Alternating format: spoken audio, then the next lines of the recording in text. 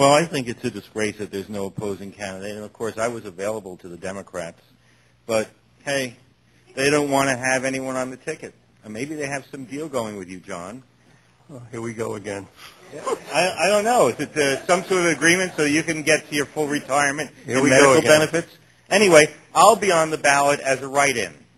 And you can always write in. And this year I'm actually going to run a campaign. I'm going to raise money on my website. And at the next meeting I'll release the web address. And maybe we'll see. Maybe some people will smarten up and know that, you know, it's nice to have a supervisor who knows what he's doing. Bulk pickup is a good way to save money. I tell you, I don't like all the restrictions. I don't even put anything out for bulk pickup. Last year we spent $250. We rented a dumpster. We put a whole bunch of stuff in. There was no regulation or rule about how big it should be, how it should be wrapped, what could go in, what can't go in.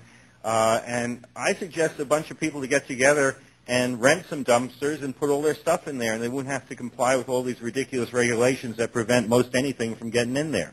Anyway, the Night Out Against Crime, my sons and I have volunteered for a couple of years, and I think it's a great event. And I think aside from going there to get free things and stuff like that, people should also be there to welcome and get to know their neighbors, people they don't normally see during the course of their life in Wallkill. I think that's one of the most important things for that event.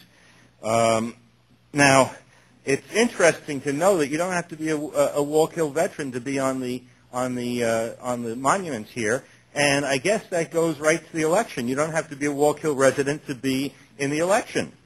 I think that's very interesting.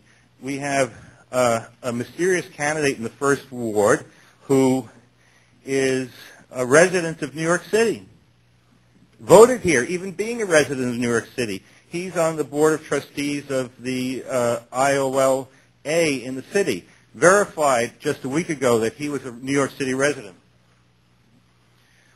He just filed 7/21/2009. This is just like a week ago.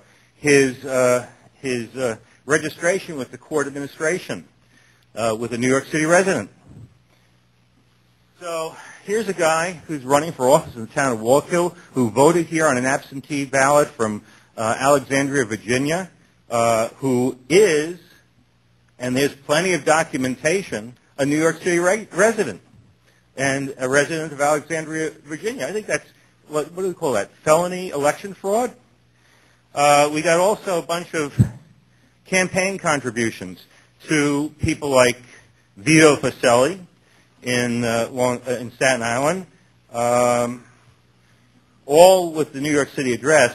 And maybe his contributions to Vito Facelli helped him get that New York City PD towing contract that's so profitable. And also the contract to remove debris and hide it from the World Trade Center.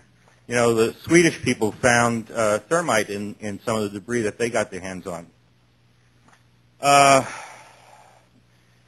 Several businesses, the kinds of, real estate businesses we don't really find very wholesome.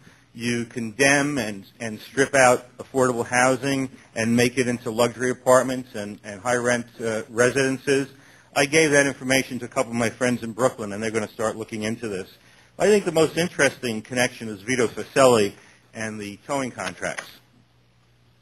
So we have a candidate who doesn't live here, who doesn't show up except when he comes down to the city. Of course, he's not here today because he probably couldn't make the train.